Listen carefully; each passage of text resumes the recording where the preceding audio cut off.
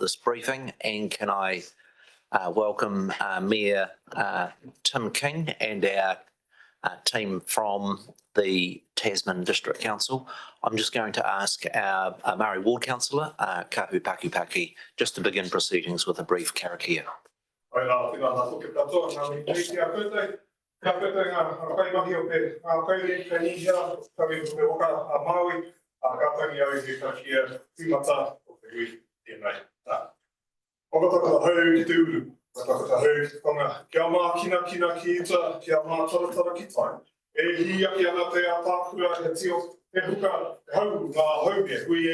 Thank you. The redevelopment of Nelson Hospital, I think, would be one of the most important infrastructure issues for our region, and really appreciative of the opportunity for the team from Te Whatu Ora Healthcare New Zealand to be able to give the presentation. The format that I'd like to have is to allow the team to be able to give the presentation. If any elected members have questions that are pertinent to understanding the particular slides, happy to take the way on the way through, and then want to have an open dialogue at the end. A very warm welcome to Blake Lepper, who is a very challenging role as the head of infrastructure within Health in New Zealand, an important national role, and a very warm welcome to Nelson, and certainly want to stress to you the importance for this region of this particular project. Can I acknowledge Liz, who we've had some engagement with previously with the project, Dr. Peter Bramley, who we've had a long association with as Chief Executive of the previous District Health Board, and of course Nick Baker, who has been a very valued health professional in this community for a very long time. So again, a warm welcome to all of you. We'll very much leave you over to your presentation and look forward to the information that you have to share with us this morning.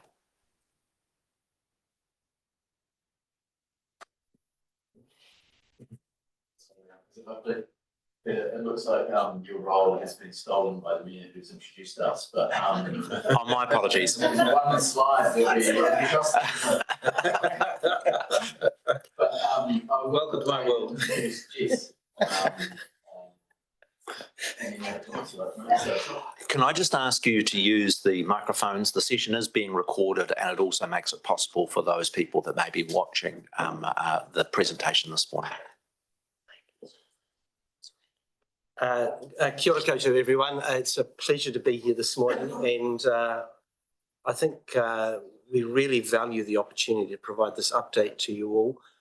As Nick has said, this is such a crucial piece of infrastructure for this region because it does indeed serve and support the region, and we are all deeply committed as a team to ensuring we deliver the best possible piece of infrastructure we can that enables our amazing clinicians every day who do amazing work to have the facility they need to deliver care for this community into the future.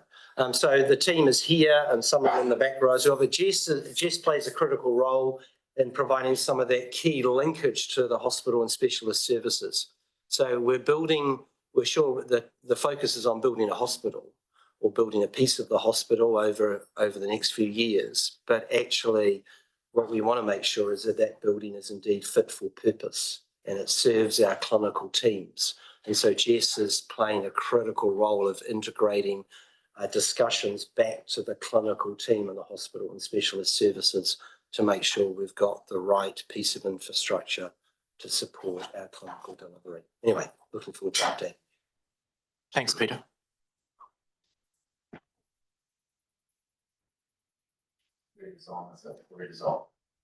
Redesign. Confusing. There we go. Now I've got it.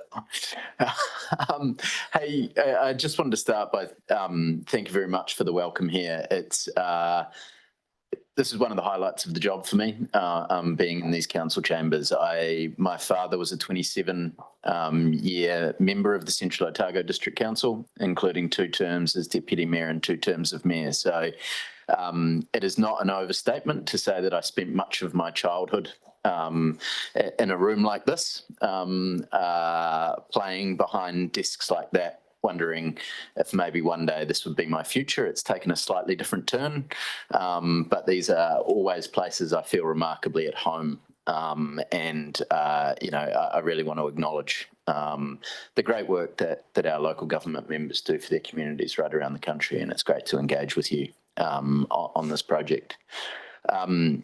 Also an acknowledgement, obviously we are a really important infrastructure project in this region, but I had the benefit of attending a session with the Chamber of Commerce that the Chamber of Commerce organised last night, where I was on stage with a number of presenters who were talking about actually all of the work that is going on in the region. And it does show that while we are an important part of it, we are by no means the only part of it. There is a lot going on, and really grateful for the opportunity to attend that session, understand what's happening here in the market, and make sure we've got those connections we need with our partner agencies to make sure we're working really collaboratively together as we think about workforce, supporting that growth of the workforce and ensuring we have the skills and capabilities we need to deliver not just our project, but all of those important projects for the regions. It was a great session, and thank you very much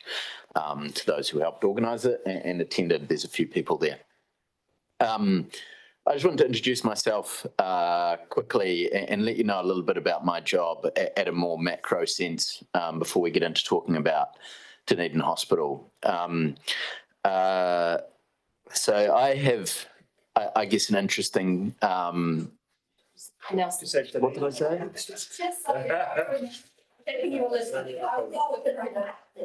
Panic spread across the room. It's those Otago roots that are getting the better of you. Certainly Nelson Hospital. Nelson Hospital is something that I'm very excited about talking about. I would have used different language if that was a story about getting into Dunedin Hospital. I would have framed it quite differently, perhaps.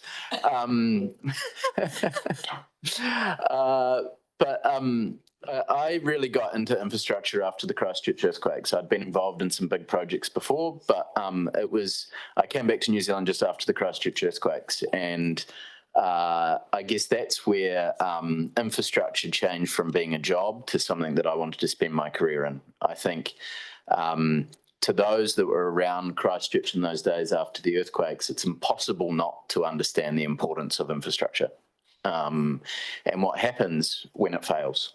It was a truly haunting environment to live in those years after in the city after the earthquake, and you realise what a tenuous link we can have to kind of the ways of working, ways of living, ways of operating if we're not investing in fit-for-purpose infrastructure, resilient infrastructure, infrastructure that's set for the future. And it was an amazing challenge to be part of, and I really enjoyed it. And I always thought that if I got the opportunity to be involved in something that had that kind of scale and impact, it would be a career opportunity that I could never say no to.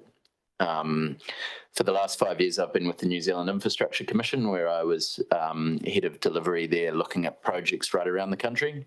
And health infrastructure was one that kept coming back to me as being one that felt like it had that multi-generational type challenge. This is some work that the Infrastructure Commission published when I was there that actually started to look forward at what it would take to solve the needs we have right across the country. And kind of the broad metrics were that we'd need to almost quadruple our investment in hospitals if we were to close the gap that has been left by decades of underinvestment in our health estate. while also dealing with the growing challenges we have with a growing population base and an ageing demographic, which creates a much greater need for hospital and healthcare space. And this was the graph that when I first saw it, really made me want to come and join Health New Zealand and be part of this journey that we're on, because it is a graph that shows an intimidating challenge, but also shows that we needed to think about things differently.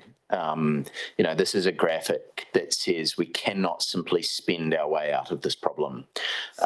It's a graphic that shows we need to think very, very hard about prioritising the most urgent clinical needs by building very, very cost effectively and efficiently, using our existing assets to the greatest extent we can, and building really deep and enduring connections with our suppliers, our communities, so we can grow the workforce we need in order to overcome that challenge. And that's really the thing that attracted me to Health New Zealand in this role, and why I'm very excited and occasionally very intimidated about the job I've been given.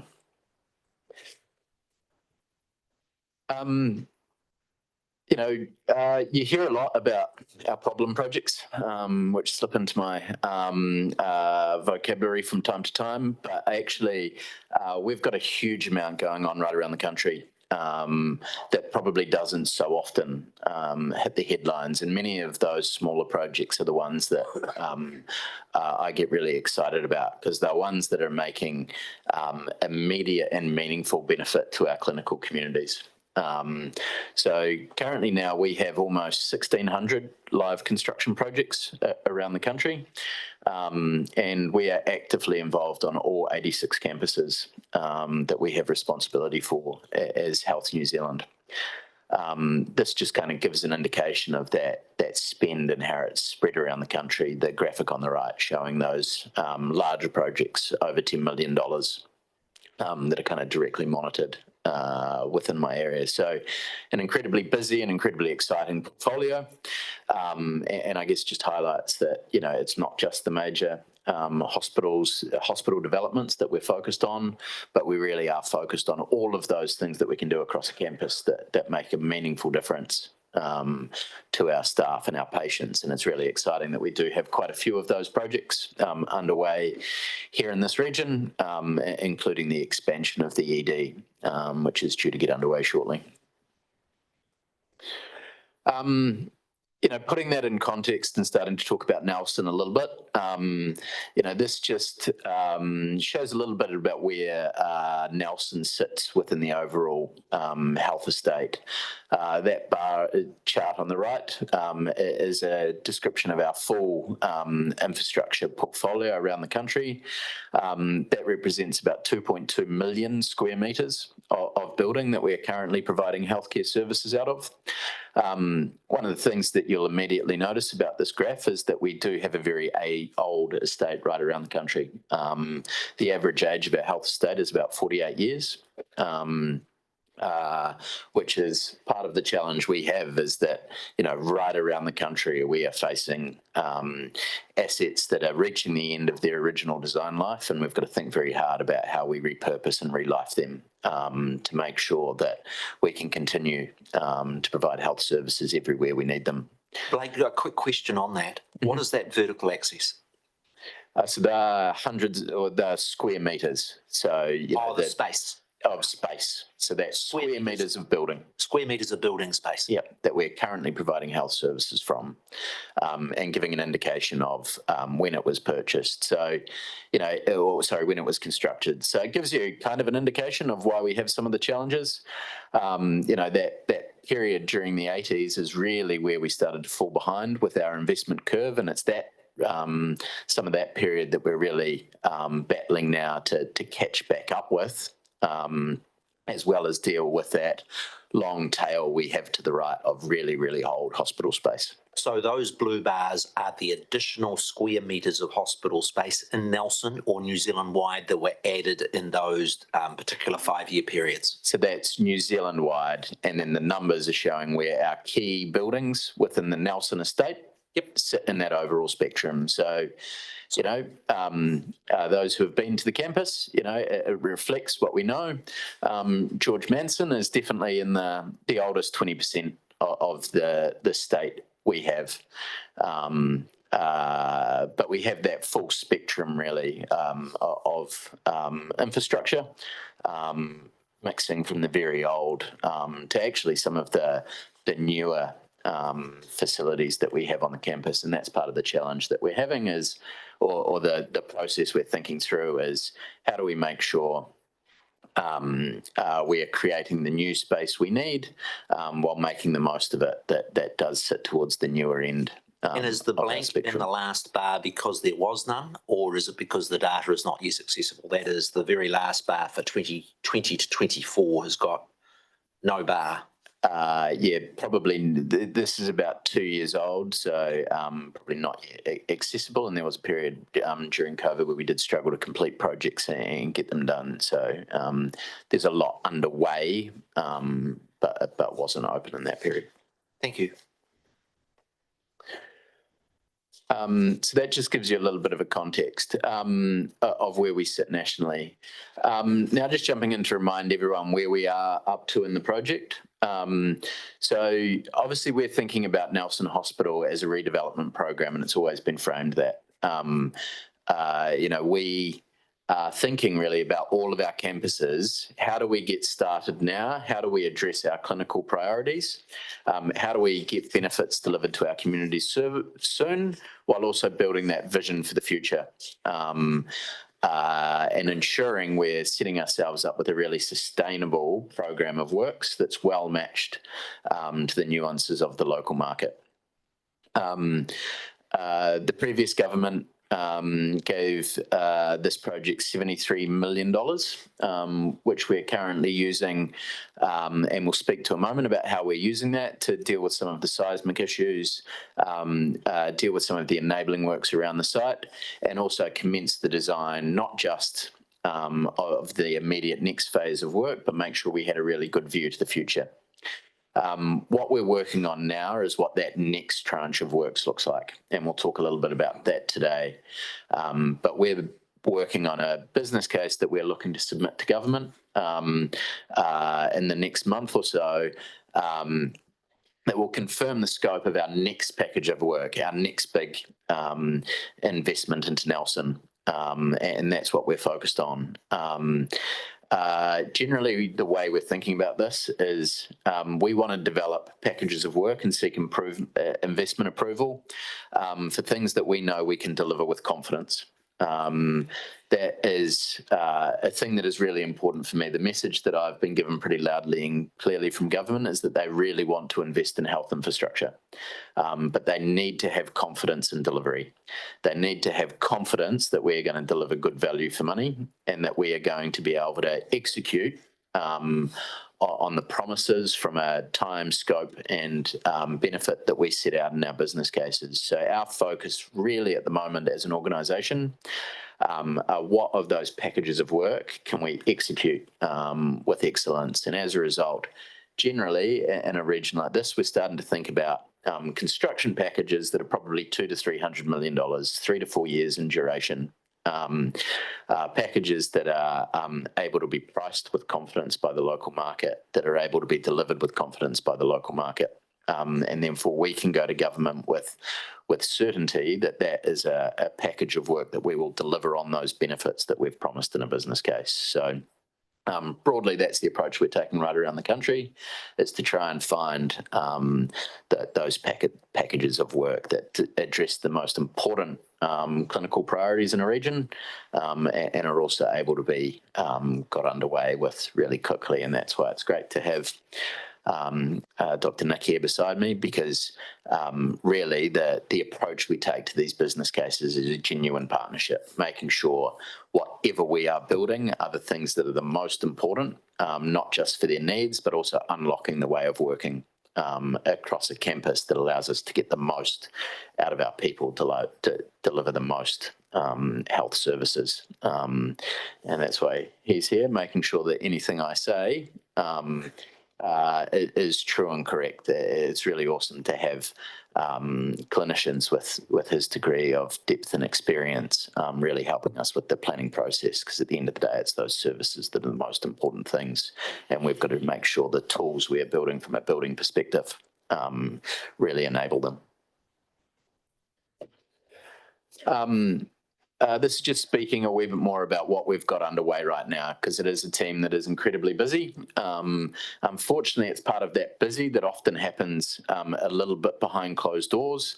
But if we've learned anything from infrastructure projects, New Zealand internationally over the last decade, getting that point of entry right, knowing exactly what you want to build and why, is kind of fundamental for everything else that follows. So often the issues we see in delivery are because we got that project point of entry wrong, and we're refining stuff as we go. So that's what we've been focused on. In the last 6 months, the team has been focused very much on the demand modelling for the broader Nelson region. Across the country, we're developing nationally standardised ways of doing this to make sure we are delivering the right level and amount of infrastructure to meet the services needs. We've been working as part of a national clinical services plan to make sure we understand exactly how this hospital not only supports the city and the region, but also plays its part in that nationwide network of hospitals. We've been working very closely with the clinicians on making sure we understand their priorities, and the work that we open first is the thing that is going to make the biggest difference. We've been looking at our staging and sequencing and how we make sure we set up our site and our construction packages that enable us to move forward with confidence. As part of that, we have brought contractors to the table far earlier than we ever have before. We've engaged with contractors who are currently delivering projects around the country for us before we've even got our design team on board, making sure that things like laydown areas, access points, crane locations are built into how we're thinking about our campus layout, so that it genuinely is one of those things that we are designing for construction, not forcing contractors to fit into something that may not have been had them front of mind from the very get-go. Blake, a quick question on the first bullet point. One of the characteristics of our Nelson population is that we are substantially older. We're a popular retirement centre. Does the nationally consistent demand model take into account the demographics with older people having a higher demand on services in your determination of out to 43 as to the number of beds and size of facility we need? Yeah, so it's very much demographically linked and a really, really important part of that model. And it's one of the reasons that we are making sure we have that capacity in-house so we can continue to update it with the latest information as it comes. It used to be the way health projects were planned was that we would go out, get an external consultant to do that modelling for us. It would then become locked in time. And what we've learned over business case processes and project processes is it rapidly got out of date. Because if anything is true about statistics, is population growth really follows them. So that's why we've been investing in that capability, so we can be much more agile in the way we bring that into our planning. Question, not surprisingly, in the last census, the Tasman District Council had the fastest growth, literally, of any region in New Zealand, and is one of the concerns that I know my colleagues have, Tim.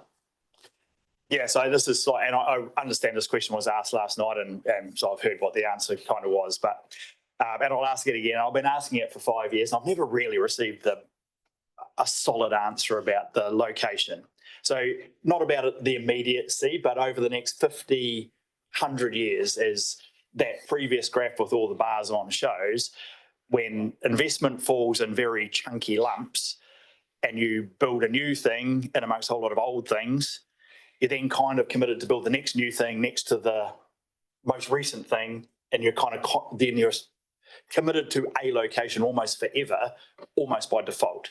So I guess my question is, in terms of blank sheet of paper, well, firstly, is there a blank sheet of paper, or are you so committed to the work that's been done previously that there really is no conversation about future locations? Secondly, is it absolutely vital and essential from a clinician's perspective and a staff perspective that you have all of the services that a hospital provides on one site. So that's 2 questions. And I guess the third one is that long-term view of, is the current location of the Nelson Regional Hospital the forever location of the Nelson Regional Hospital? And just one last thing. So I've just looked it up. I've been scrolling through my calendar. 21st of June 2022, I think, with a couple of people who, if I can find the, so Mike Barnes, the Regional Program Director, Health Infrastructure Unit, and Andy Cowan, says SWEPMBIE. Yep. Yeah.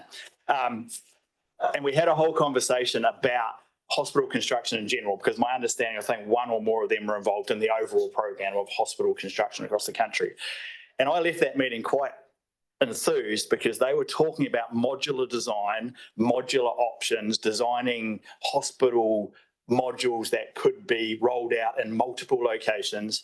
And at the time we were discussing the skills hub with the previous government was looking, and this is one of the anchor projects that may have connected to that skills hub concept. Now that's a whole kind of sideline. And now the conversation that came out of that was Nelson might be ideally placed to build modular things, particularly given our timber construction industry and the airport experience, etc. That may then be. So I know there's a lot of questions in there, and I know I have to leave it in the day, and I know I've butted into the middle of your presentation. But if you could just cover off some or all of that.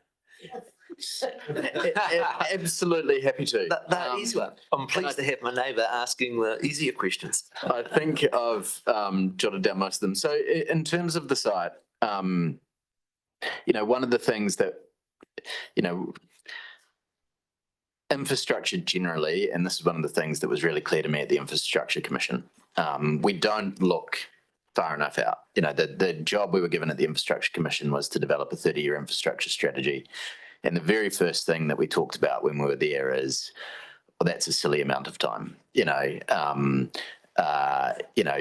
we see great city planning, great infrastructure planning, it's on a much longer duration than that. And you can't plan for certainty over 100 years or 200 years, but you should be able to ensure that you're comfortable that the decisions you're making don't create problems for you over that time period.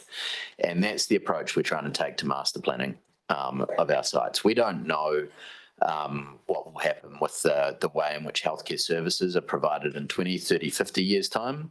But we have gone through our master planning process and shown if we were on this location for 20, 30, 50 years' time, could we continue to develop out this site to mean that we never hit constraints that were going to make us regret the investment we're making today?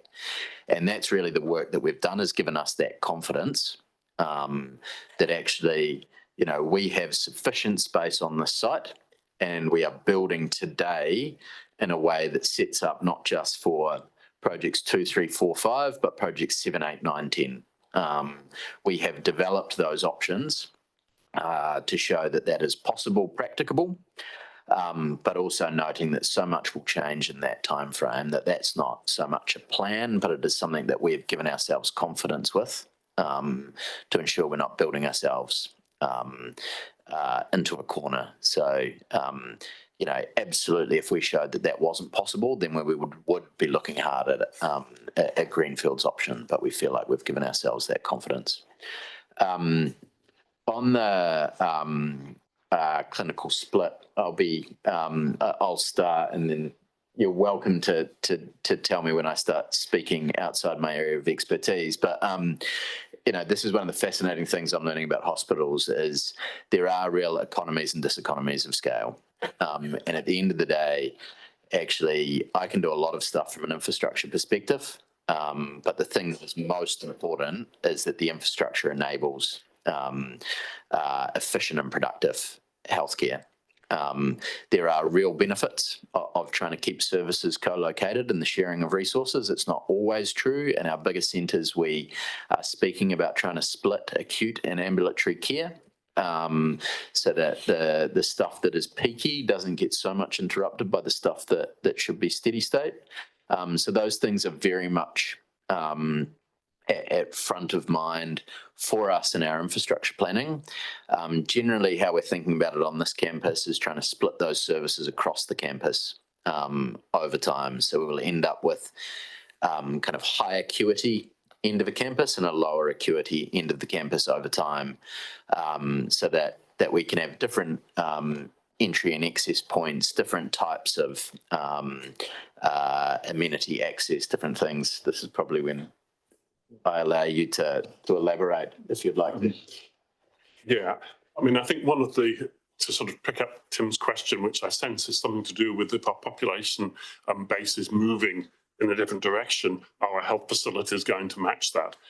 And I think what we've seen in healthcare is this is becoming more and more disseminated. We're doing things in the community today that were always done in the hospital in the past. And so we will be, and a big focus of this is to offer healthcare as close to home as possible. But we still have to have a place where there are some very special things, operating theatres, fancy radiological equipment, and they're always going to be in a hospital site. But actually, there's increasing belief that for things like post-hospital care, rehabilitation and the likes, as close to home as possible and community models are really good. And so we would expect that we will see that further, if you like, sort of spottiness across our community of access to healthcare rather than purely focused on the one hospital site. And so, and I think, I mean, we sort of talk about it being a general hospital because it generally meets the needs of our community for the more complex stuff, but there's a lot of community-based care. But at the other end, we will continue to have out-of-region care for quite a lot of people. And part of what Blake's gone through with the bed modelling, we are trying to use the sort of crystal ball and think, well, what things we currently do in a hospital might be done in a community, what things that are currently done out of town might be done locally, and predict some of the big changes that may well mean a big impact on the way we offer healthcare. So can you just explain to me then, so because the health system kind of model has changed, and it may be changing again for all I know, but the hospital focus of the health board or whatever it is called now just looks at the hospital, and then so is that a changing environment? Because we've got multiple hospitals, albeit small in Motueka, Golden Bay. Then we've got, as you say, the primary health organisation and all the in-home at GP clinics and all of that services that are provided. So do the people responsible for investing in infrastructure just focus on hospitals, or is the investment in infrastructure cover all of those services that might be provided more regionally in a dispersed manner, as you just outlined? So I think in this work, we've talked about a program business case with three legs to the stool. One is the way we offer healthcare, the transformation, the workforce, the models of care. Another leg is data and digital and the way we advance. And then there's infrastructure. But I think, and this goes back to Blake a bit, that the tension between we buy this bit of the hospital, but we are not buying the things that allow us to build smaller or require us to build smaller or bigger hospitals, depending on how much we have in the community. And that's tension. Thank you. I've got Mel and Rohan. Equally, I want to make sure we give the opportunity to go through the presentation. So take Mel and Rohan. Still quite keen to keep the questions as relevant to the clarification of the slides and want to open up to broader discussion. So Mel, then Rohan. Thank you, Mayor Nick, and welcome, gentlemen and ladies. Blake, before you go too far forward on your address, I want to bring you back. I made a note here. You said $2 to $3 million. You mentioned those figures, and I wrote them down, and I wanted more commentary on that. So you haven't given it. I want to know what those figures relate to. What will that produce? So $200 to $300 million is what we're aiming for. $200 to $300 million. Yeah, what we've found with infrastructure builds right across the country is the bigger a project gets, the more complex it gets, the harder it becomes to manage risk, the longer the construction durations get. And, the more risk we put into our contractors and our supply chains. And there are lots of examples right around the country at the moment where that hasn't worked out well for the client. It hasn't worked out well for the contractors. It hasn't worked out well for the regions whose projects face delay and cost escalation. So that's the approach we're trying to take to our infrastructure planning, is what is a kind of sensible size of project that we can execute with confidence on. And as a ballpark in a region like this, we think $200 to $300 million is a really big job, but something that we think we can execute on with confidence. So it's a metric we've brought into our planning. It's not a hard and fast rule, but it's a lens we're thinking about to make sure we're ultimately not bringing projects to market that are going to face some of the cost and time problems that we've seen in major infrastructure projects, not only in this country, but around the world. One of the considerations with population in the region, is that? Yeah, it's about trying to think about that market size and dynamic, and actually, we want to grow industry, we want to grow capability up to meet it, but we also don't want to push that growth so quickly or aggressively that actually we're starting to create those inflationary pressures. We're starting to create risks in the supply chain that lead to the uptick in insolvencies and different things that we've seen in other booming kind of construction places around the country. Thank you. Rohan. Yeah, really just a question around the modelling for required capacity and the time frame for that. Great that you've extended it out 5 years, but essentially we're talking about a post-construction period of, instead of 15 years, 20 years. If we look at past history, whatever's built is probably still going to be in use at the end of the century. Is that, how do you land on essentially a 20-year operating time frame? And are you building in, when you talk about required capacity, what margin of error do you have, and what focus on post 2043 is still present in that? So what we've tried to design with the way we're thinking about these stages is we're building for what we know right now. We've got plans and we will design for what we think comes next.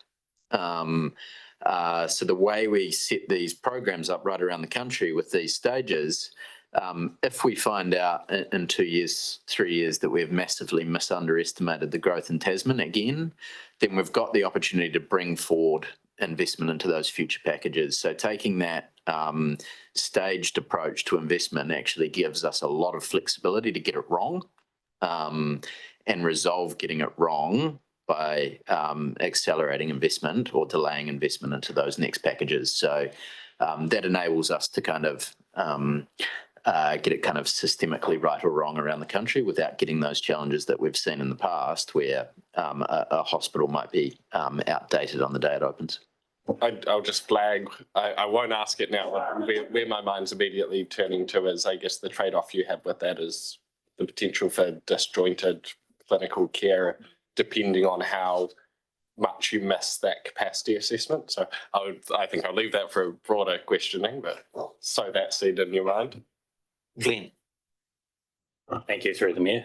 While we're on the subject of scope, Mayor King brought up, obviously, greenfield, possibly in the Tasman region. One of the key step points of the initial strategic case or business case was that the location where it is now was confined by fault line risk, roading issues.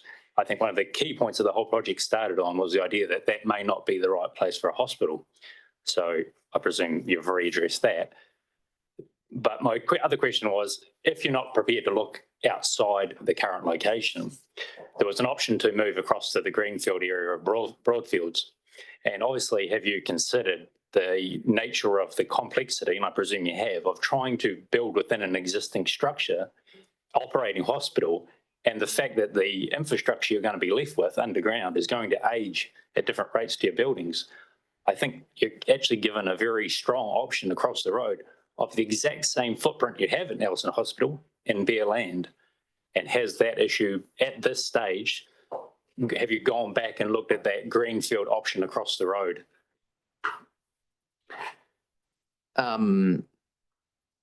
So, I mean, I guess, and this is probably a wee bit more like I answered this question last night, there are very real trade-offs to completely build a new hospital in Nelson, to be able to have that turnkey type solution where we walk out of one building and walk to the other, would be a 10+ year build program.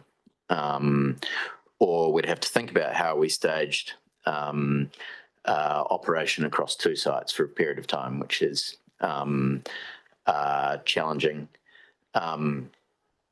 So we have to weigh up the benefits that would come with that, with the fact that right now we have some acute needs on our campus. Staying on our campus and investing in that campus allows us to address some of those issues that we have.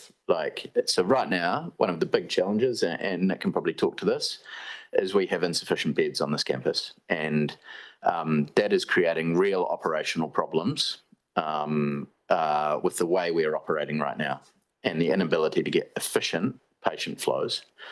So this is where our advice to government is landing, is the best thing for health services in this community is to stay on the site, invest in the priority need, which is beds, and get more out of the infrastructure we currently have. So that's the direction of the advice we're providing, but I'll let Nick speak to the details.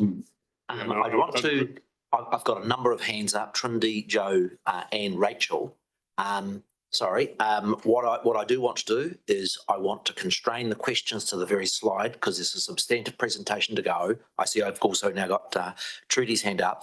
What I want to do is I'll give those people priority at the end of the presentation unless those elected members assure me it's specifically with respect to the question of scope. Otherwise, I think the difficulty is that we're not going to give our chance for our health officials to complete the presentation. If it's specifically about scope, I'm happy to take it. Rachel? Thanks, Nick. Yeah, so I'm just... The prior proposal was about a $1.1 billion rebuild. And if it's going to be chunked up into $200 to $300 million parcels, that could be 4 or 5 builds, which could take us out to 25 years of ongoing construction to kind of get the same outcome and meet the needs. I'm just struggling to understand how that's a better outcome, particularly given Glenn's question around infrastructure aging at different ages and, capacity. We start with one part now and then in 15 years it's, insufficient. I would like to understand the thinking a little bit more around how dragging it out over, 25 years could be better than getting it all done within 10 years.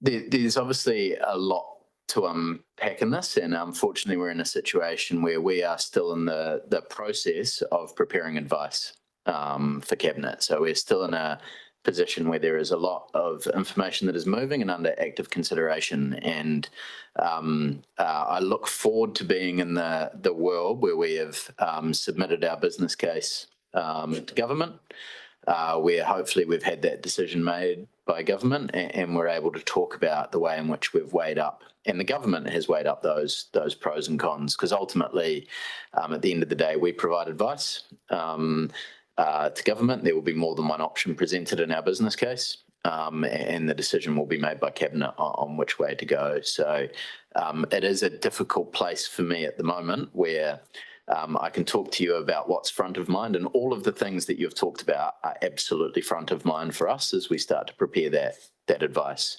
And yeah, there are very real trade-offs. What we're balancing is that need that exists now on this campus and what we can do now to address those concerns as quickly as possible.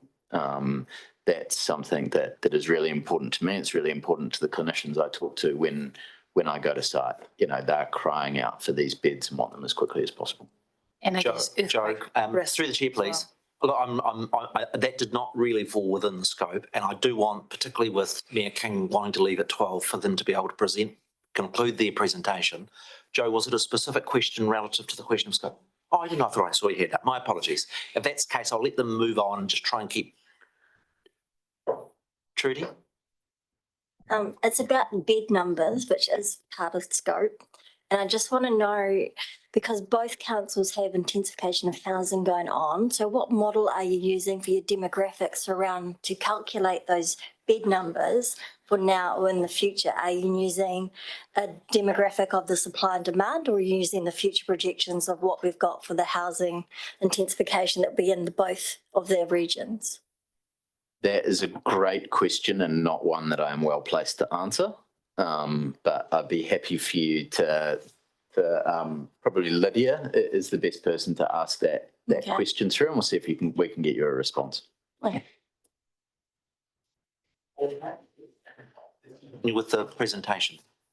I'll try and get through this as quickly as possible because this has been a great conversation. It's great to understand kind of where the key issues are for the community. Just talking about the work that we currently have underway in a wee bit more detail. We are very active on site trying to address the earthquake-prone building notices. Obviously, that is a major concern for us and for the council as the regulator in this space. We are well through the George Manson works.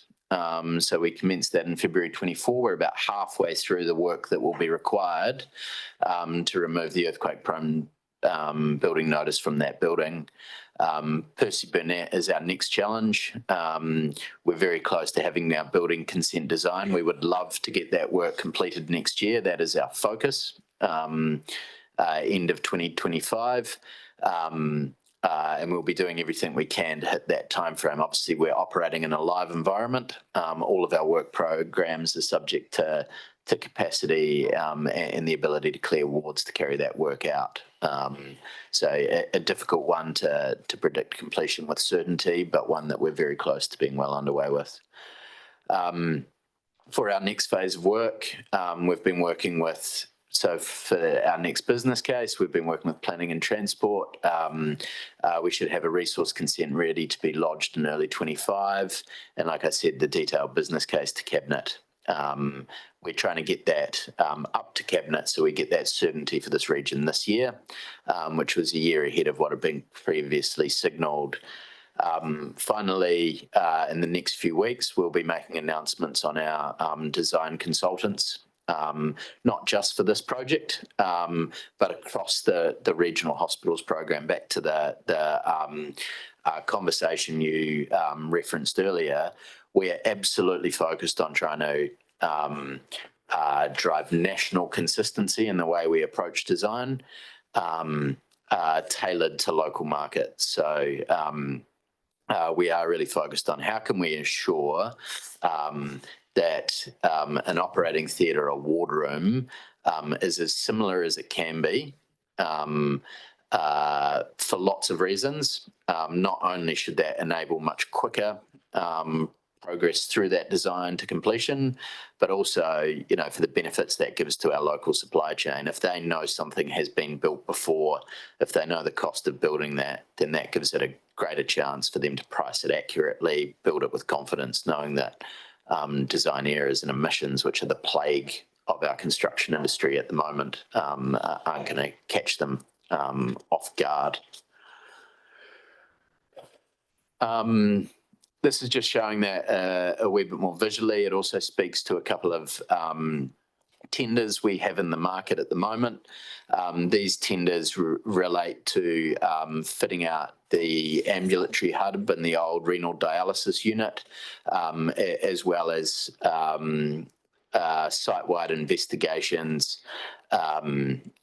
removing some of the buildings, moving some of the buildings, and ensuring we've got a clean construction site ready for the next phase of works, ensuring that we can give comfort to government that we are, genuinely investment ready. We are ready to go, that if they give us this funding, we can execute with confidence and execute quickly. That's the real focus for us as we head into a cabinet process and a budget process. We've probably talked a little bit about this already, but I'll hand over to Nick. This talks about some of the questions we've had earlier about how we're thinking around how we lay out services on the site. And like I said, we are thinking hard about how we split the type of care we are providing so that it can be efficient. We're also really focused on that operationally efficient campus. The worst thing we want is our staff spending their days walking between places that they need to be.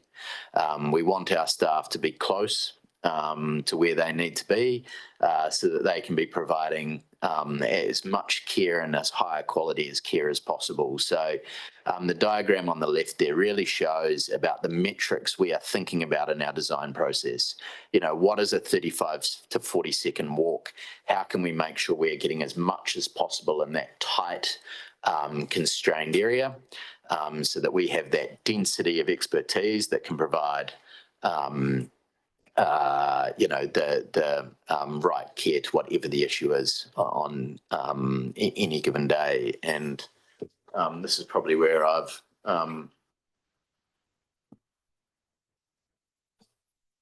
Thanks. So if you look at the plan on the left there with that brown box in the middle, that's the George Manson building.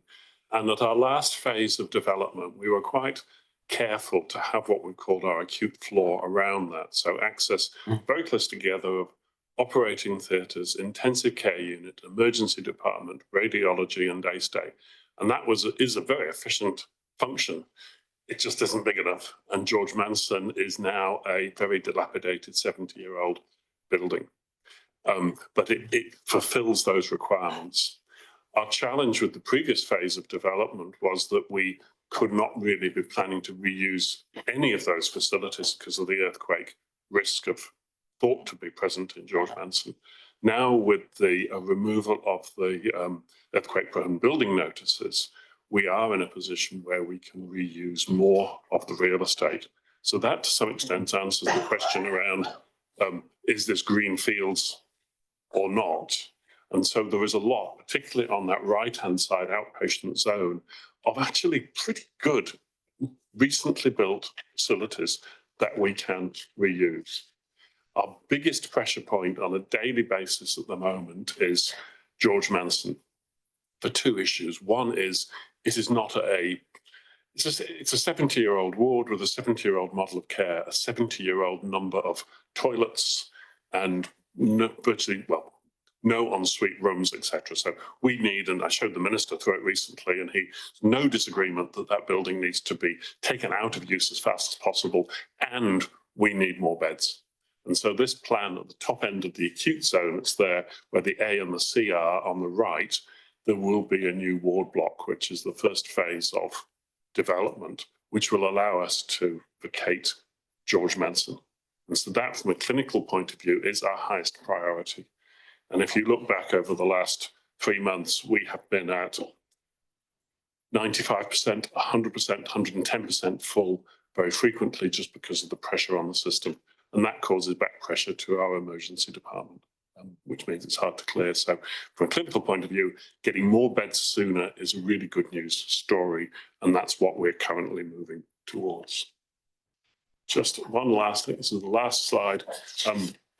And I've talked quite a lot of this already in terms of what's going to happen with healthcare delivery. Obviously, virtual and other models of healthcare, digital healthcare, is already making an enormous difference.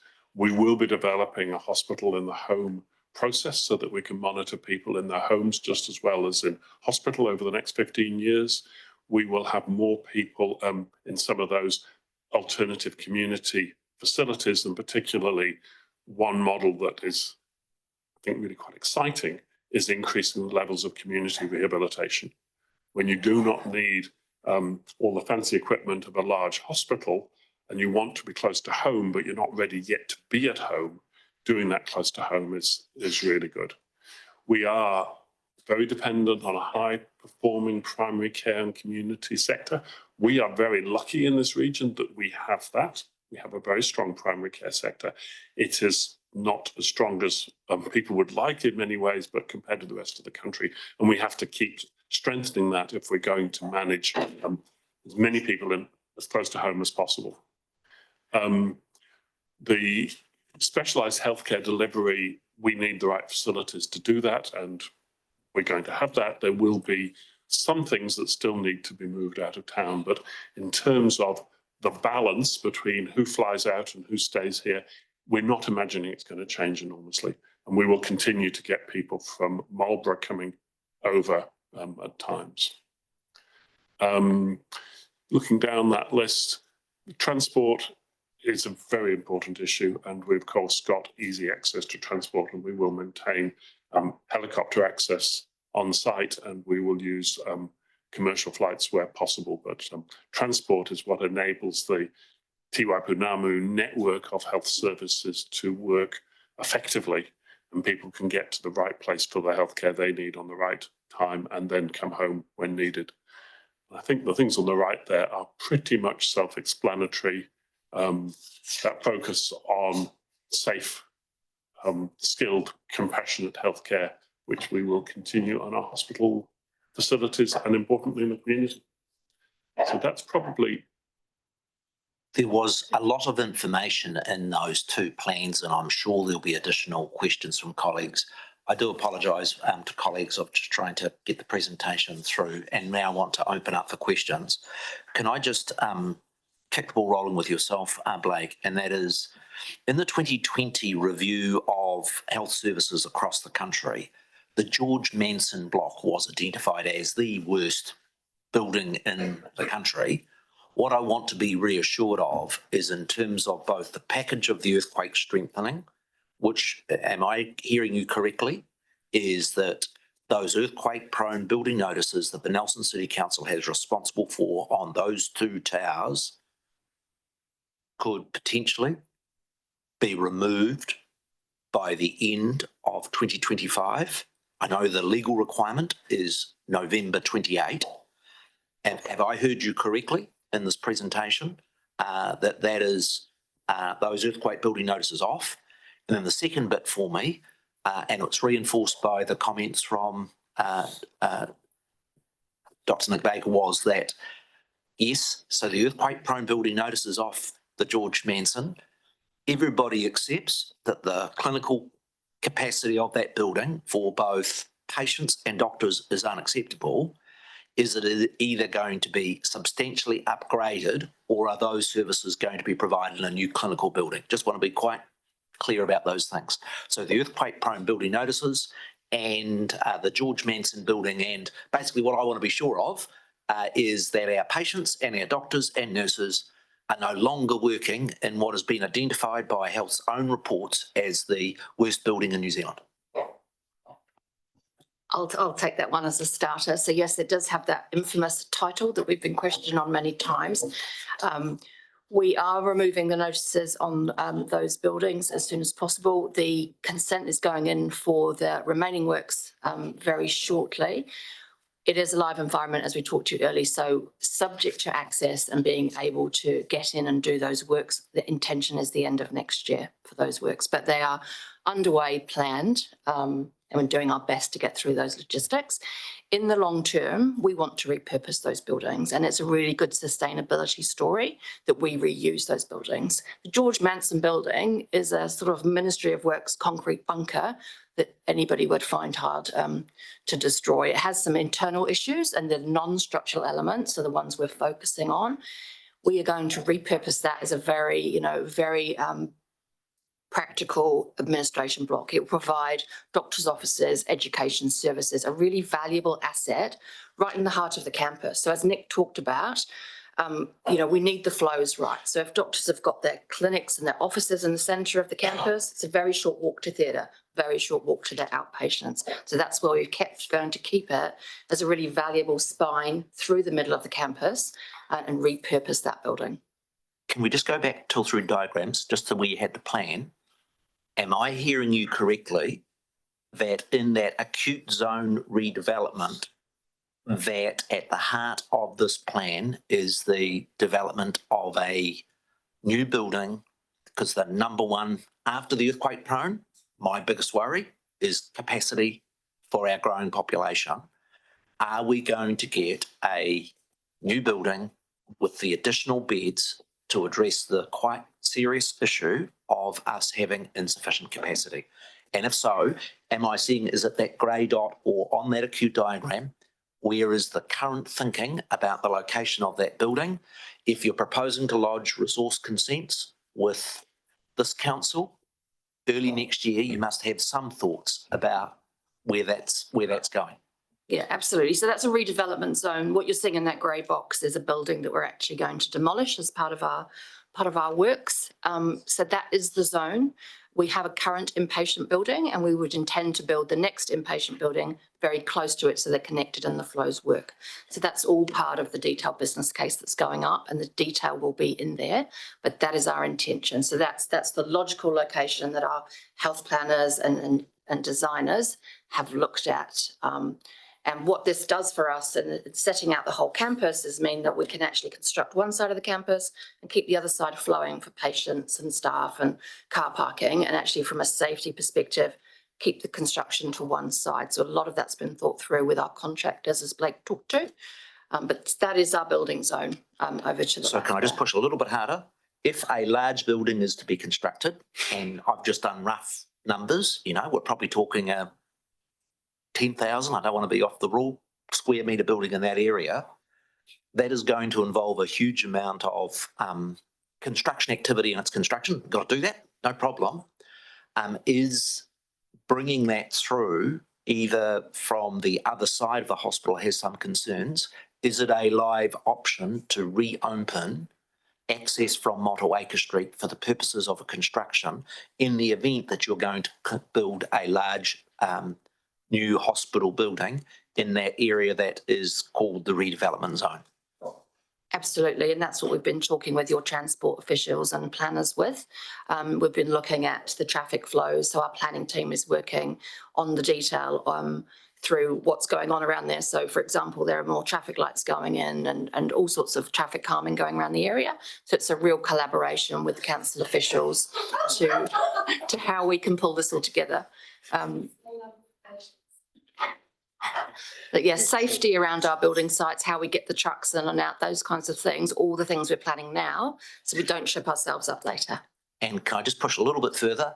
And that is, if on the most optimistic timetable, you get a detailed business case approved, you lodge building consents for that structure in early January, I'm assuming you would still need to get approval in budget 25.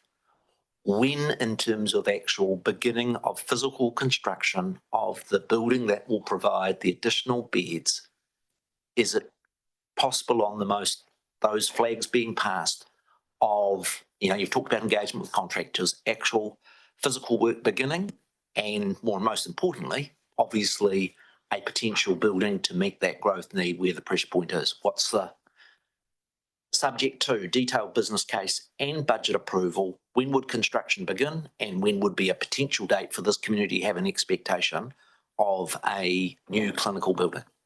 So subject to wonderful collaboration from our council in terms of consents, we would expect to be able to start construction in early 26.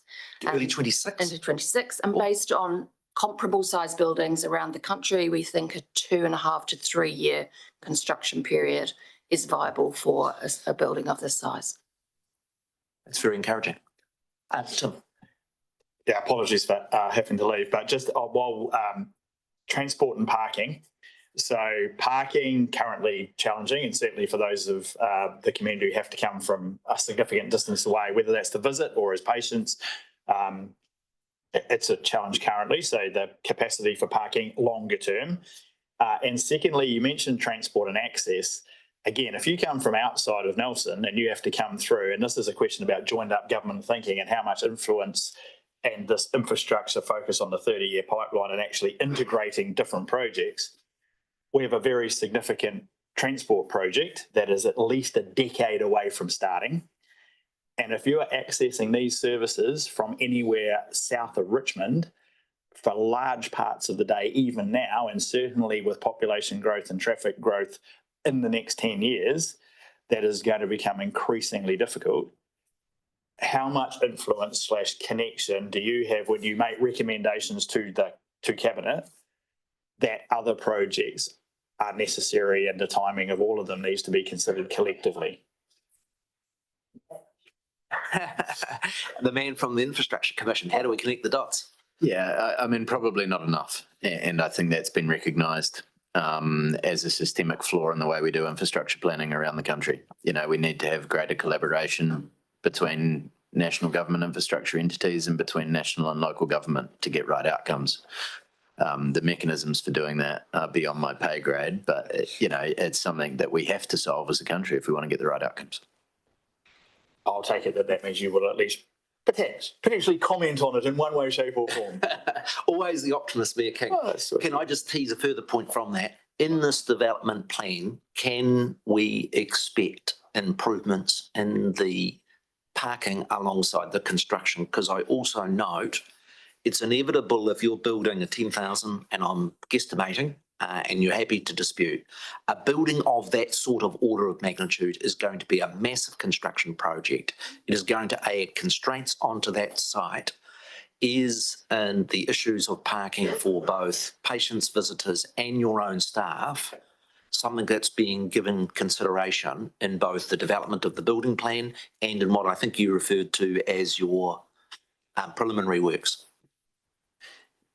So the great thing about us coming together as a single organisation with infrastructure and operations now sitting within the same space is these issues are very much front of mind in our planning. You know, we are an operational organisation, and I find, you know, on a daily basis that if I start to impact on any form of operations, and accessibility is an important part of that, I get very, very strong feedback from my colleagues to remind me what the main purpose of our organisation is. So it's something we haven't always got right in the past, and it's something we're trying to get right on this project. Yep. Apologies from Mayor King. Trindi. Yeah, thank you, through Mayor. So just drilling down a bit more on that parking, like currently it's a logistical nightmare. Yep. So what assurance, what messaging will you put out there to actually enable a service like the hospital for people to be able to access it? Because not everyone comes via an ambulance. So I hear what you're saying. I hear that, you know, you're a operational organisation and you've got people alongside you that push and pull you. But I don't sit here with any assurance from what you've just shared that you're actually going to enable people to get to the hospital, get to that site, access it. Because we currently have a challenge, a massive challenge. So what's the movement moving forward? Once you become that becomes a construction site and you've got a phenomenal amount of operators. So what I will say is we're trying to solve that problem with the enabling works package we've got. It's why we're looking at demolition and movement of the site around the site of some of the enabling works. We don't have the answer yet, but we are working through a design solution, but we are trying to resolve all of those issues before it becomes a construction site. You know, I'd note that accessibility on this campus in particular is not just about car parking numbers, but you know, the slopes and topography of the site. So that's something we're thinking about as we get this opportunity with bulldozers and diggers and different things moving soil around the site. How can we actually make this a much more functional and accessible campus? So it's why you will see us clearing some of the buildings and spaces, because we are thinking through those things and how we can come up with a plan that works better than it currently does. So I can't tell you the answer because we haven't come up with the plan, but that's what we're working through in the design of our enabling works package. And further, Trindi. Just so one further thing to that. So I understand demolition starting sooner than later. So at what point will we see the plan? Because if you've got a bulldozer coming in on the 4th of November, for example, how come we don't know what the plan is? Well, my understanding in the presentation is that you are looking to commission your designers in December after the detailed business case. Do I understand you correctly? No, so we've got the designers coming on board. We're commencing design work to support that detailed business case. Yeah. We will be presenting options to Cabinet. So it's not, that they are based around the themes we've presented today. But Cabinet will have choices on the scale and bundle of investments they make in this next package. So that's the difficult space we find ourselves in.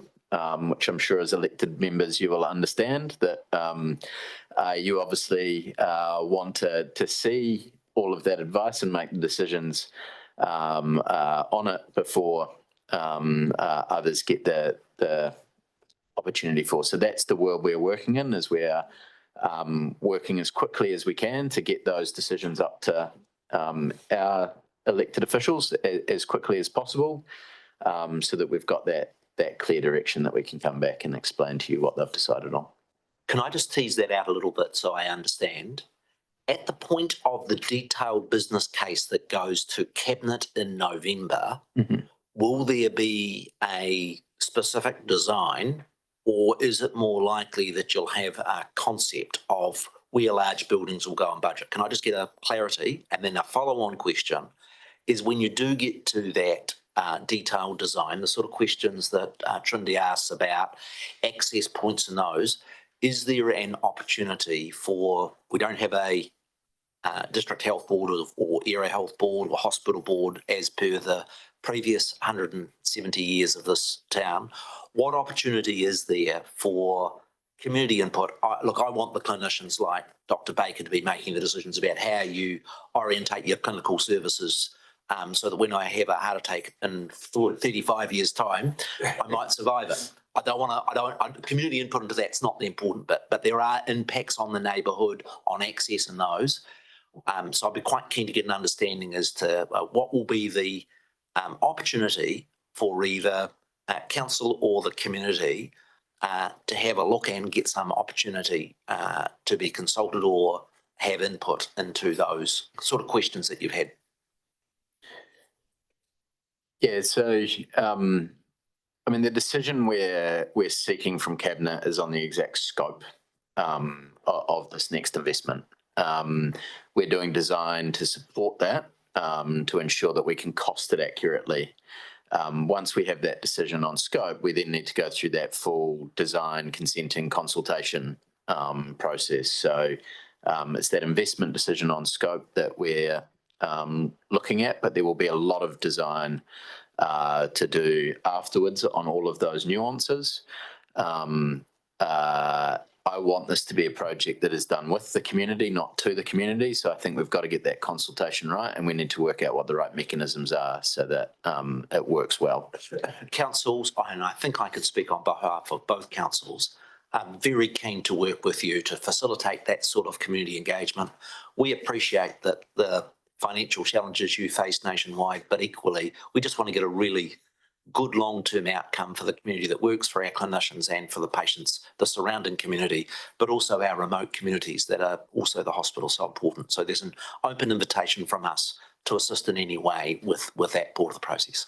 Other colleagues? Councillor Anderson. Yeah, thanks, Mayor Nick. I'm also interested in how we take the community on this journey, and I am very interested in the Dunedin experience and how things have gone there and lessons learned.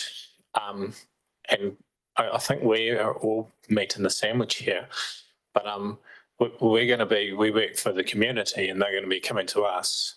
And as far as lessons learned, are the lessons, how do you manage the disappointment, or how do you do things better? So, and also I'm wondering how your relationship is with Dunedin City Council. I'd like us to be able to come in rooms and have constructive meetings and find a way ahead. And I'd hate it if it was a little bit more confrontational as far as people in our ear and you holding your ground, us holding our ground. So I think Dunedin's been on my mind quite a bit recently, so I'm wondering if you've got any comment around that. I do note that the population of Otago and Nelson Marlborough are both about 150,000. And so I'm interested very much in Councillor Anderson's question about what do you think are the key learnings from the Dunedin experience?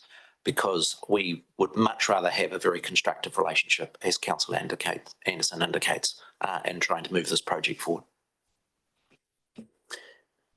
I mean, just a few reflections on Dunedin. I think the council reflects the disappointment and frustration of their community with a project that has ultimately gone over budget, and therefore ministers have made the decisions they have in recent weeks. It's why we are really focused on making sure we are bringing or developing a project that can be executed with confidence. That is a project that hindsight shows, the cost didn't match the scope and has led to that situation of kind of understandable frustration, not just for the communities, but for our clinicians down there in particular, who've been waiting for that facility for quite some time. So I think, we've got a real opportunity here to make sure we're not repeating the mistakes of the past, that we are doing something that once we commit to, we can deliver on those expectations, so we don't face the road bumps that projects like Dunedin have had. We are actively engaged with not only the Dunedin City Council, but all of the mayors across Otago and Southland. I've spoken to them all collectively a number of times over the last few weeks, and we'll continue to engage with them really closely as we work through the challenges we have in front of us. So I don't think that relationship at an officials level is damaged. They understand our challenges. They're frustrated by them. But I think we need to work really closely with local government to get the right answers for each of these communities, and we'll continue to do so. Okay, the Dunedin question is, in my view, pertinent for our community from the point of view we want to have a constructive engagement. Nelson does not want to be into a head-to-head of a Dunedin versus Nelson. What we do expect is that the standard of services and the decisions that you make as health officials is based on need, good population basis, and not politics. I remain a little grumpy in that in 2017, Nelson Hospital was identified by the Ministry of Health as the priority and the project that should have come ahead of Dunedin.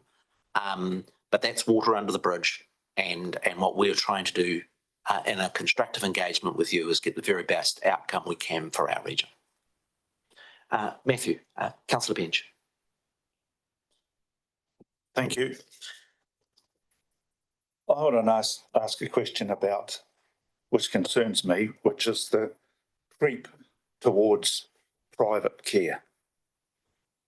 Now, I could never afford health insurance, and my wife is uninsurable because she's had cancer. So, it's not an option for us.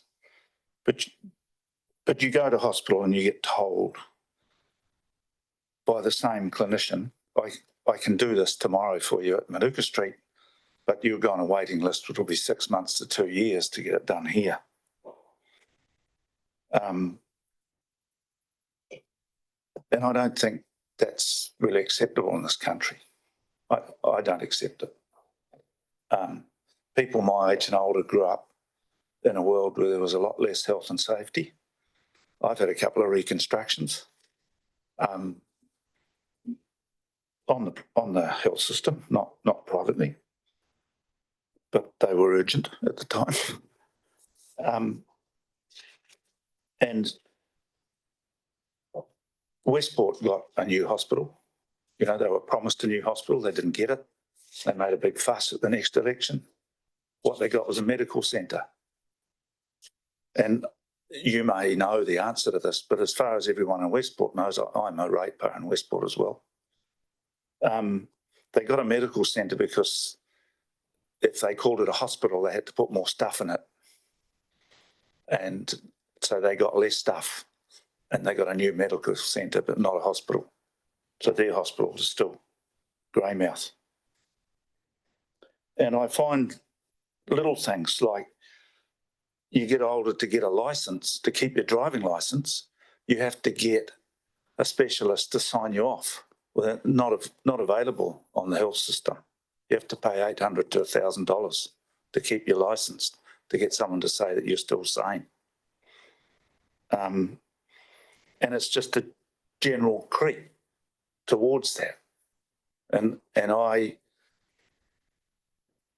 your pictures like this warm my heart a bit, that you're still going to build something that has everything.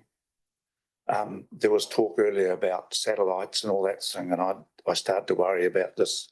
Well, we'll just get less and less, and there'll be medical centres and there'll be this and there'll be that. We won't get the care we used to get. So I don't know whether there's really an answer in there for you, but I would love a comment. And yes, it's that creep towards private, and you know, it's happening. You look at the expansion at Manuka Street. I would like to see that reversed. Do you think that this model would address that? So there's a lot in there that I obviously can't answer as just the guy that builds hospitals for the government. But what I will say is I took this job, I fought to get this job, because when I looked at the way we were designing and building hospitals in New Zealand, I thought there was a better way that we could do it cheaper. And if we could deliver more for less, then we could have more as a country. And that's absolutely what I'm focused on in my job, is making sure we are getting as much needed healthcare infrastructure for whatever money the government gives us as an organisation. And that's why we're taking this project really seriously. It's why we're setting it up in the way we are, because I really want to make sure we are spending this money so well to stretch it as far as possible and make those policy considerations easier. So that's my part that I've decided I can try and play in this complex problem that is healthcare in New Zealand. It might be appropriate, because Nick has been a health practitioner in this area for many years, and just being reassured that will this redeveloped hospital, and I think what Councillor Benj is wanting is an assurance it's going to be able to enable us to maintain the core of our public health services and not set eroded away to the public sector. So Nick, as a practitioner. Yes, I mean, I think one of the challenges, and I hear a lot about health targets from Te Whatu Ora and how well we're meeting them. And one of the a lot of the health targets focus on waiting. With our current facility, we are having real challenges to get the throughput we need to clear those waiting lists. A new facility will give us a much better chance. And I think Blake already referred to we don't want acute care to interfere with planned care. And that's a really important principle, that if you are planned to have something, we want it to happen. We don't want someone else to take the bed the day before and us say sorry. And that's our current state sometimes. So I think at that level, yes, we are definitely going to have a facility, the ability to deliver public health care here. And I think obviously this is a political area, but there are some relationships with private, but those need to be a triple win, as in a win for the public sector and a win for our people. And at the moment, some work is outsourced because it brings that triple win. Hopefully with the right facility, we will not need to outsource as much work. Certainly, I think the point you make very well, Dr. Baker, is that as you have under number of beds that you need, more of the elective surgery gets disrupted, and that makes it, I hear lots of people frustrated and end up getting private surgery as a consequence. If we have the right number of beds, it's less of that disruption, which means people can have more confidence in having their non-urgent surgery being done. And I think that's pretty significant. Just reinforces the importance of the right sizing. And that's one of our transformation streams of care is to try and, if you like, a bit like bus lanes, keep the acute care away from the planned care, so the planned care is truly planned. Okay. Deputy Mayor Neil Stevens. Thank you. I've been taking, I'm just trying to sort of put together from what we've heard, actually what the project looks like. I've got to say I'm probably more confused now than at the start. So George Manson building redeveloped into an administration building solely.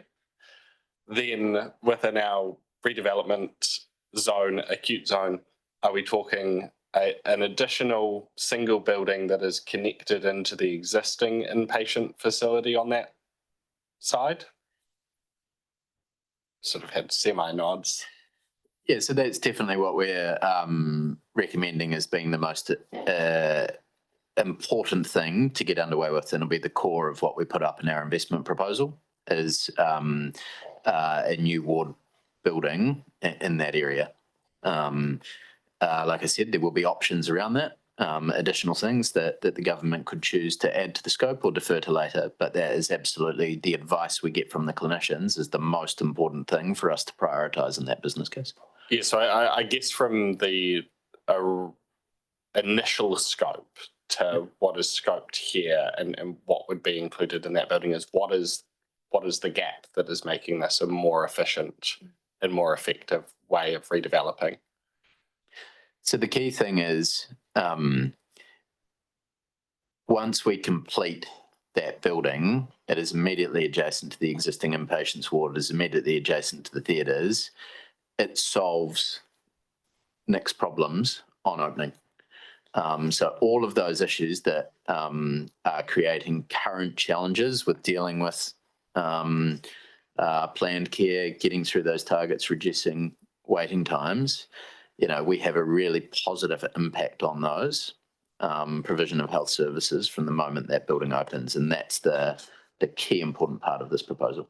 Yeah, but I guess my question is what's not in there that was originally in the larger single building project that we've previously been briefed on? What's the gap that that fixes the immediate problem, but what's the step between that and what we've previously been discussing? So there's obviously there were a lot of other things in that other proposals. So there was a shift of the emergency department. There are additional theatres.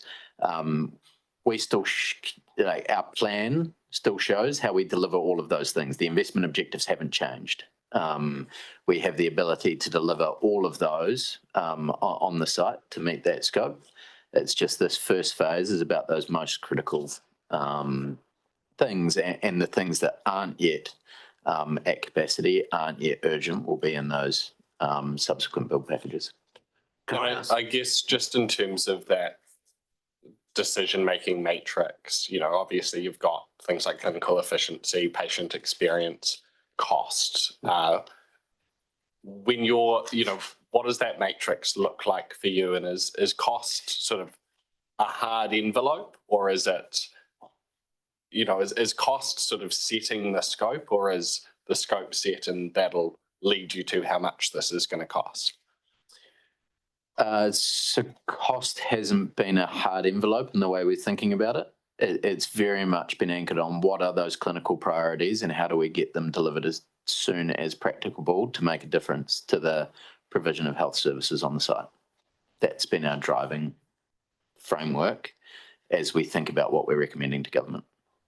So just hypothetically, if the fastest, best way to meet those clinical needs costs $2 billion, I guess I don't think that would necessarily be the recommendation. Is how, what comes above the cut from a clinical perspective, I guess, versus that long-term clinical efficiency. What's desperately needed now versus what is your best possible operating mechanism? And I think inevitably there are trade-offs there in terms of building something quicker, the smaller the scope, faster it can get up, versus like maybe back to that blank sheet of paper question, if you could click your fingers and overnight have a brand new hospital, I'm just really keen to understand actually how that decision-making process is functioning. And I guess what I'd say is we can only advise that decision-making sits around the cabinet table. We will have scaling options, but either way, there will be finite capacity in the market, finite speed to build. So even if we were given much more money, we would still prioritise making sure our attention was focused on those clinical needs and then moving on to those subsequent ones after that.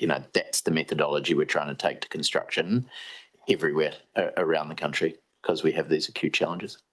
Blake, just to tease out from that, do you think there would be any way you could meet this council's legal requirement to address those earthquake-prone buildings by November 28 with a big bang build like was attempted in Dunedin? Is there any way that you can do that? No. And then the question becomes, well, then, to meet your legal requirements with this council, you have to strengthen those buildings, right? Yes. And if you have to strengthen those buildings, then why would you then do a big bang and demolish them? I'm sorry, I just can't follow the logic of that alternative plan. I simply say, I don't think you've got any choice but to get on and strengthen those. I'm hugely relieved to hear this morning that those earthquake-prone building notices could be removed by the end of next year. And once you've strengthened them, then, look, it's not council's money, but to spend millions and millions of dollars on strengthening them and saying, oh, now we're going to dispense with them and build a new build, doesn't seem to be a logic to me. Is that, am I getting it?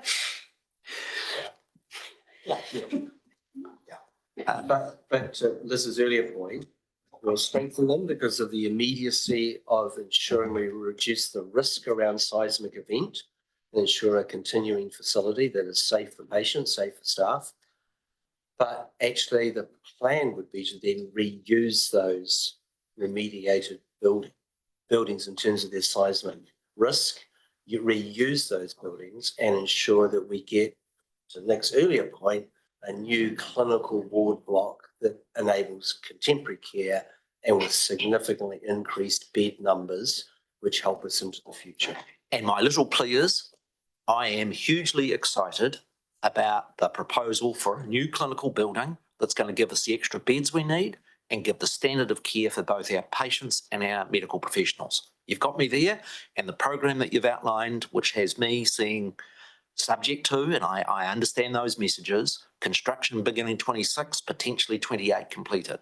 My plea is to make sure that, okay, you're going to repurpose the George Manson, please get on and repurpose that building as part of that so that whether it be doctors' offices or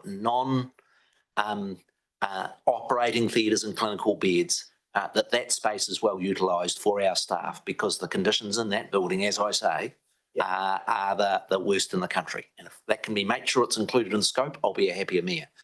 Councillor Sanson. Thanks, Mayor Nick. Just following on from the response to Rohan's question, is it possible that we'll get one new building, new clinical building in the redevelopment zone and then that'll be it? It kind of sounded to me like that was potentially the... Can we just go back to the slide? I understood, and that's a good question, on the national portfolio, and I thought project 1, 2, 3. I'd love to, similar to Councillor Sanson's question, is to know what you've told us, I'm assuming, is all within the concept of project 2. Yep. And I think Councillor Sanson's trying to get fill the boxes, if I could put it on beyond that. I'm really interested in what's the risk that we don't get anything more than just one new clinical building and obviously a refurbished, strengthened, worst building in the country. So How do I answer this? Honestly.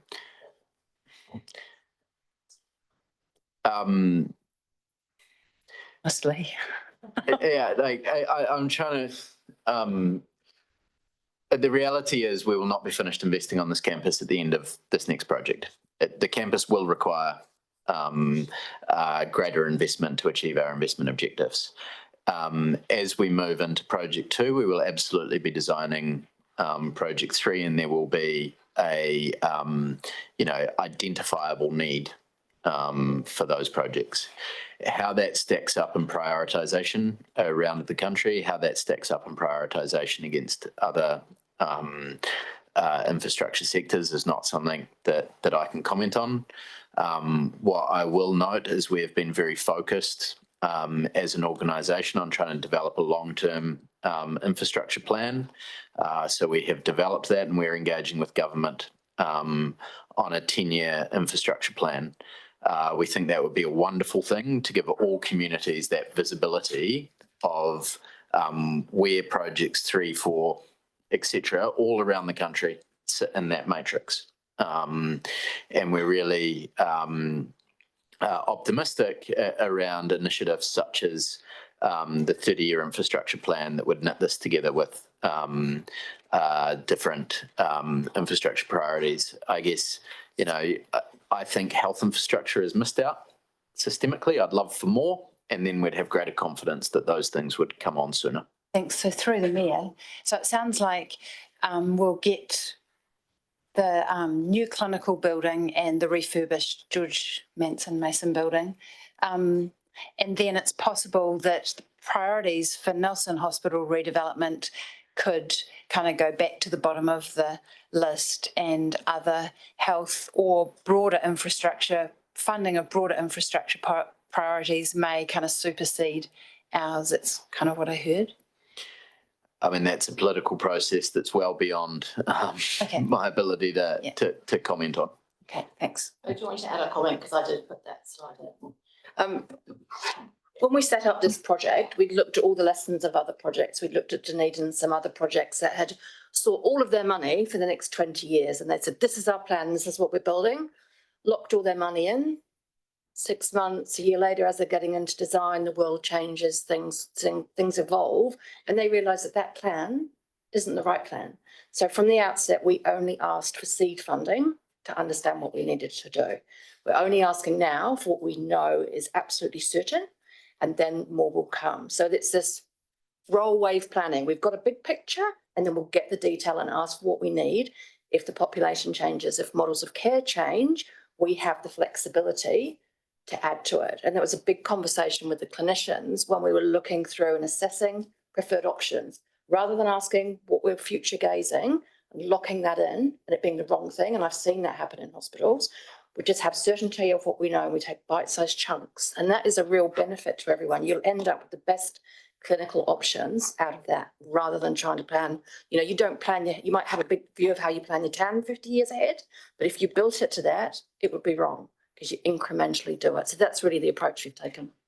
I'm going to take Glenn, then the Deputy Mayor, and then I'm looking to wrap up. Thank you, through the Mayor. So what we're hearing there is you're asking the community to have a tremendous amount of faith in your process. And I can see where you're going, and I can see the constraints and the urgency around remediation and the needs. My wife worked at the hospital for over 10 years, so I'm very aware of the dire need for action.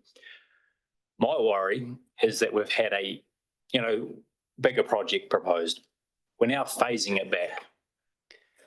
As a council, we're asked to do 30 years. Soon we'll be asked to do 50 years, sometimes infrastructure 100 years. As a community, what they'd say to me is 2 blank boxes. When do we get to see that? And when does Cabinet get to see the real need here? Because it's very good to go with them and say, this is the next thing you're doing. Wrong. You know how Cabinet works. It will be lost at the bottom of the pole, and we'll be at the bottom of the run again. When that detailed business case goes to Cabinet, will it have the other projects within there and the scope and the need? Or are we just looking at, this is it, we tick the box, Nelson and Tasman are forgotten? Because that's what I'll hear from the community. That might not be the case, but that's what it will come across as. It'll say, we had this, and this is what we're getting, and maybe good luck in the future. So at the risk of getting into kind of a little bit of jargon, what previously went to Cabinet was a program business case. It set out a program of work that would address all of the investment objectives over time. What we're now putting up is a detailed business case that asks for release of one part of that funding to get us started on that program. Our business case updates that program business case to say how what we're doing now impacts that, but the program business case, those program objectives that have been signed off by Cabinet, stay and remain. So we are still working within the framework of that program business case and showing how this part gets us to there over time. So we're not throwing away the program business case and doing a new one. We're writing a business case for a package within the framework of that program business case that has already been approved by Cabinet. Thank you for that answer. The challenge obviously for us and the community is we get very limited info. We get very limited drawings. There's a lot of trust here. So the sooner and the more you can provide to the community, the better it would be. And I know that's a challenge within the system, but the sooner we get real certainty and we can see a timeline, the sooner everyone will be happy. I'm going to take the Deputy Mayor Rohan as the last question, and we'll wrap up. Ooh. Sort of three, and by sort of I mean there's absolutely three, which is I just want to understand slightly back to those projected capacity numbers in 2043 is when you're looking at this project that will have spat out some numbers. Is your goal to hit those exactly? Do you lowball it? Do you highball it? Or is it just that's what the numbers are, that's what we go for?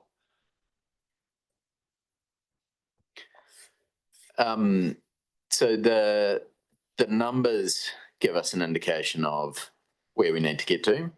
Our design enables us flexibility because they're not just a number.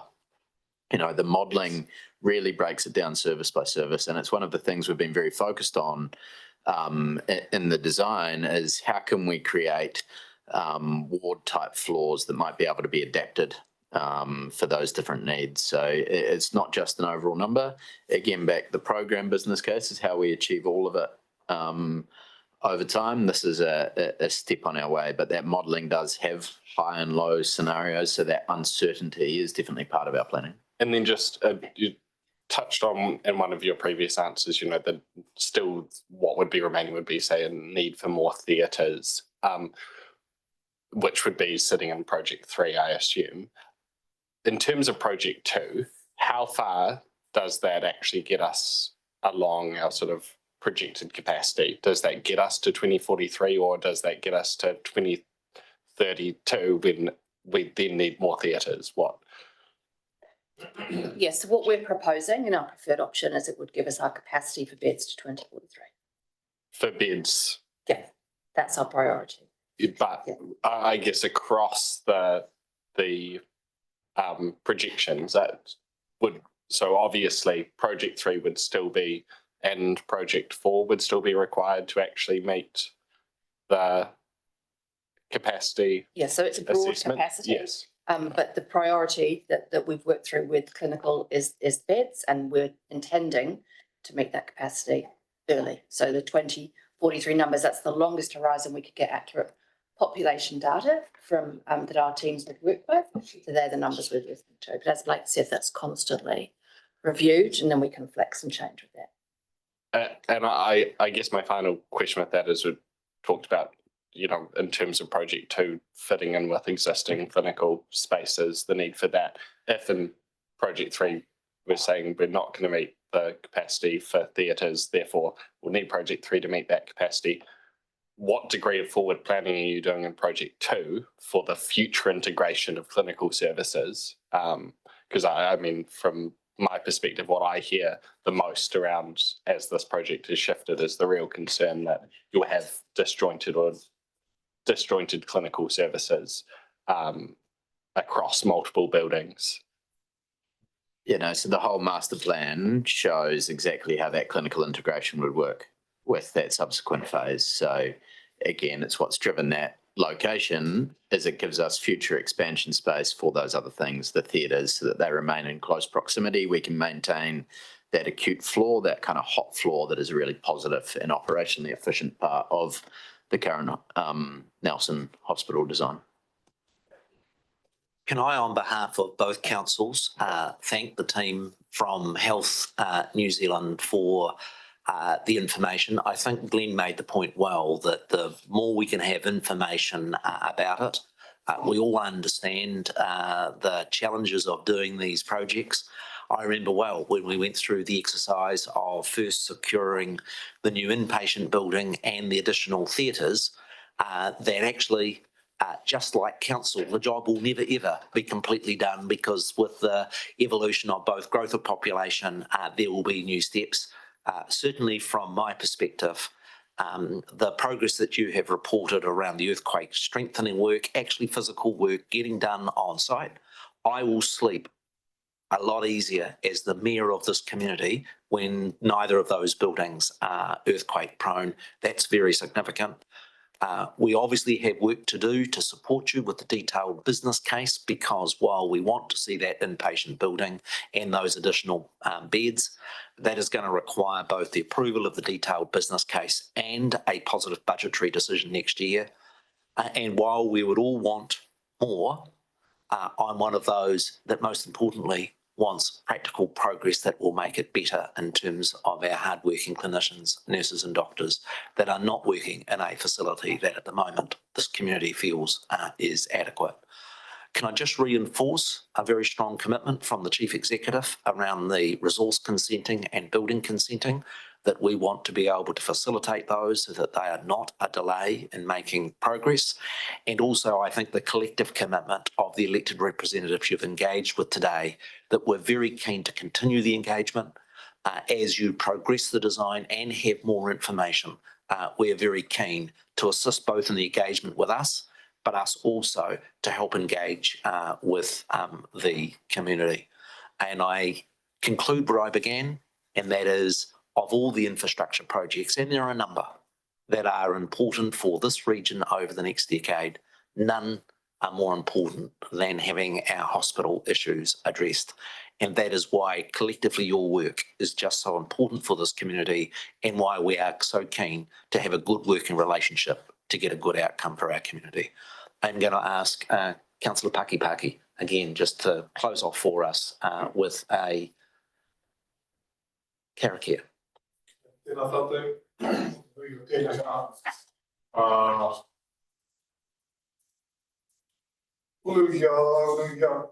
Unuhia te uri tapuri nui kia wātea, kia māma te ngā kai te tīnanga te wairua. Te ala takatu, koe ara e rongo, whakairi ake kirunga, kia wātea, kua wātea, ai, kia wā. We have lunch both